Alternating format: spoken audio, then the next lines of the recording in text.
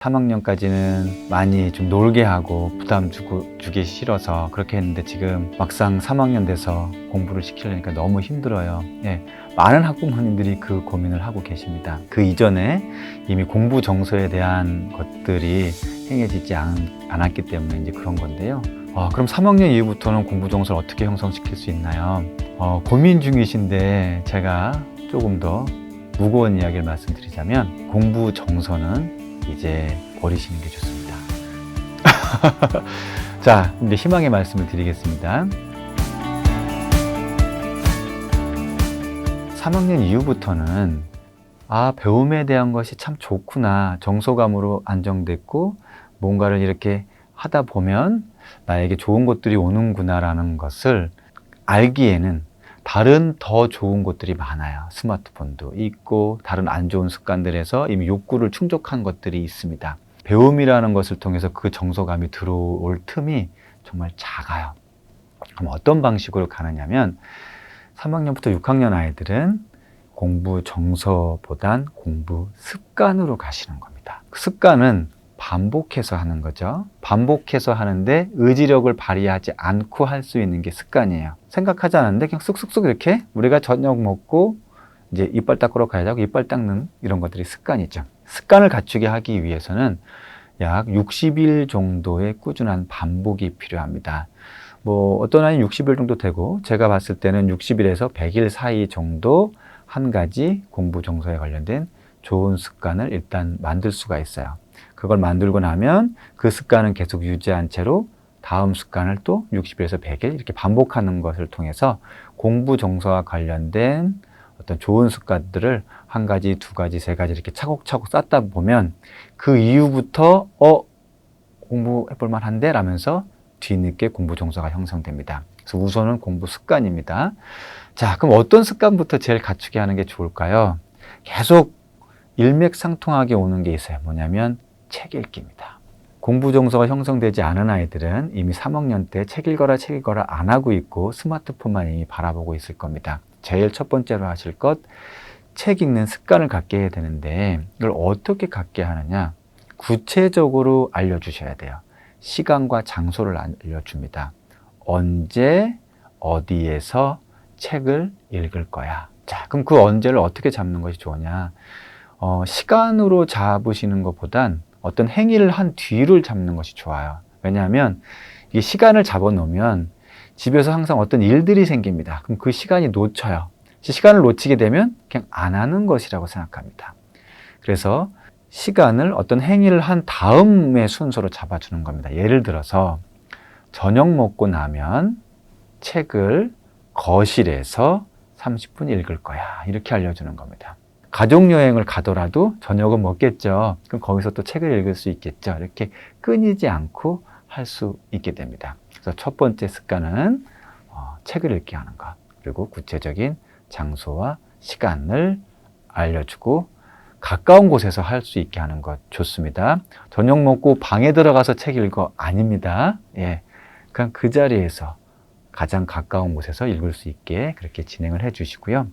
책을 읽으면 무엇을 해줄게 라고 이야기하면 책을 빨리 읽으려 합니다. 그러면 대충 읽고 내용이 잘 안 들어와요. 그냥 다 읽었어 하고 끝입니다. 그럼 또 엄마는 진짜 읽었는지 확인하려고 하죠. 그럼 계속 안 좋은 영향을 가요. 그 시기는 아까 말씀드린 대로 습관을 잡기 위한 겁니다. 어떤 습관을 위해서 보상을 주기보단 앉아서 책 읽는 시간을 통해서 책 속에 들어가게끔 만드는 것이 더 좋습니다. 이 시기에 어머님들이 고민하시는 게 있어요. 뭐냐면 3학년인데 누구는 벌써 4학년급 푼다는데 누구는 영재교육 시험 준비한다고 학원 간다는데 선행학습을 해야 될지 말아야 될지 학원을 가야 될지 말아야 될지 고민하십니다. 그 부분에 대한 답변을 드리도록 할게요. 우선 아셔야 할 게 있어요. 혹시 우리 아이들이 1년에 학교를 며칠 나가는지 아시나요? 대략 방학 빼면 며칠이겠지 이렇게 계산을 하실 겁니다. 네. 학교를 나가는 날이 1년에 190일 나갑니다. 그걸 법정 수업 일수라고 해요. 이제 거기에서 한 이틀 정도 더 나가게 학교에서 교육 커리큘럼을 잡아요. 근데 이제 계산하기 편하게 애누리 없이 190일이라고 계산하고 365일에서 190일을 빼면 175일이 남습니다. 그럼 뭐냐면 우리 아이들이 공식적으로 학교 가지 않는 날이 1년에 175일이나 된다는 거예요. 학교 가는 날 190일, 가지 않는 날 175일. 약 보름밖에 차이가 안 납니다. 2주밖에 차이가 안 나요.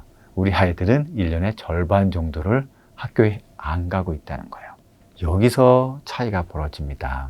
하루에 한 장씩만 수학 문제집을 푼다고 해볼게요. 한 장이면 2쪽입니다. 3달을 풀면 보통 얇은 수학 문제집 같은 경우 3학년 기준입니다. 3달 정도 풀면 한 권이 끝나요.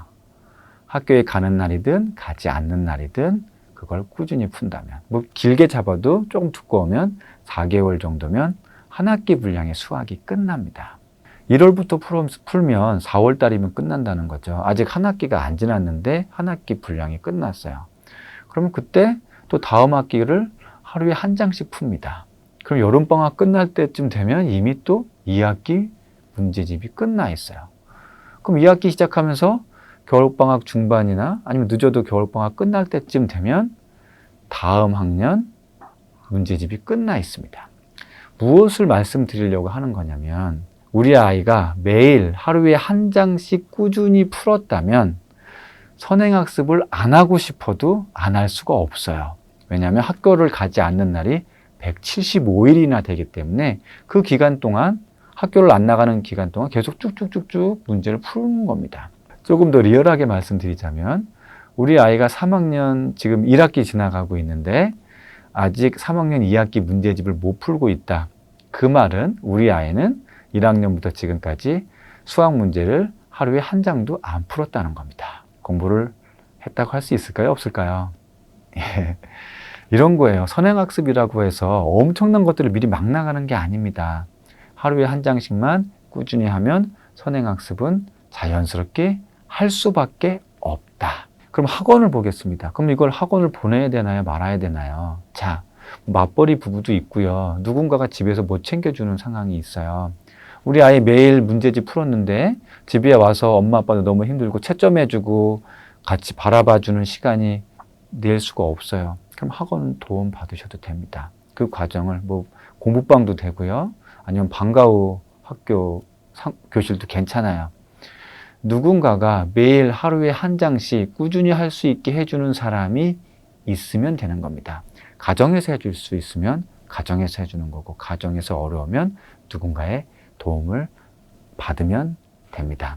지금 초등학교에서는 공식적으로 중간고사, 기말고사가 없습니다. 이제 과정 중심 평가라고 해서 중간중간 뭐 안내가 없이 그냥 수업 중에 체크리스트 체크하거나 어떤 뭐 서술형 평가를 보거나 발표력을 보거나 그런 것들로 과정 평가를 나갑니다. 문제는 뭐냐면 이미 학년 말, 학기 말에 성적표를 받아보셔서 다 알 거예요. 과정 중심 수행평가 결과파를 딱 받아보면 줄글로 길게 적혀 있습니다. 그리고 어떤 것들을 잘하고 무엇을 할 수 있고 무엇을 익혔습니다 라고 나와요. 읽어보면 대부분 다 좋은 말이네 라고 느껴집니다.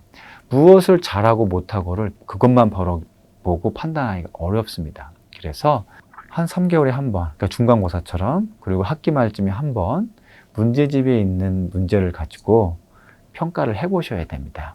객관적인 지표를 마련하셔야 돼요. 그럼 계속 이렇게 하루에 한 장씩 풀었는데 중간고사처럼 한번 거기 문제집에 있는 문제를 시험 시간 맞춰서 해봤는데 60점 정도밖에 안 나왔네? 그럼 다시 한 바퀴 앞에부터 다시 해보자. 충분하네? 그럼 계속 이어나가자. 아니면 양을 좀 늘려볼까? 이러한 지표를 잡을 수가 있어요. 선생님, 이렇게 뭐 객관식 시험 뭐 별로 안 좋은 거 아닌가요? 자, 아직 초등 시기의 사고력에 대한 고찰을 보면 이 시기의 사고는 바로 어떤 주제를 주고 서술형으로 글을 써라 할 수 있는 사고가 아닙니다. 사고력을 좀 더 쉬운 단계에서 들어가려면 사지선다나 오지선다형의 어떤 예문이 들어가면 아이들이 뇌가 활동하는데 더 도움을 받습니다.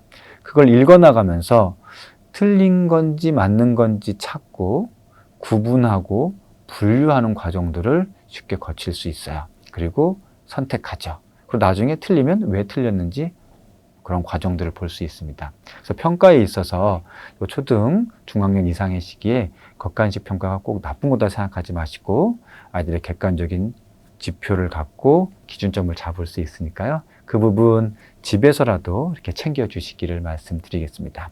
그리고 마지막 부분, 암기력을 활용하셔야 됩니다.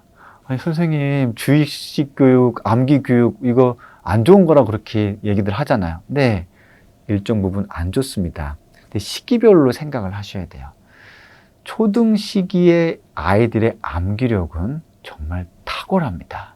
예, 뛰어나요. 어느 정도냐면, 동시 한 편, 제법 긴 동시 한 편을 3분이면 암송할 수 있습니다. 어른들로서는 상상도 못하는 일이죠. 그리고 영어 단어를 한 10개 정도를 주면 5분 안에 암기할 수 있습니다.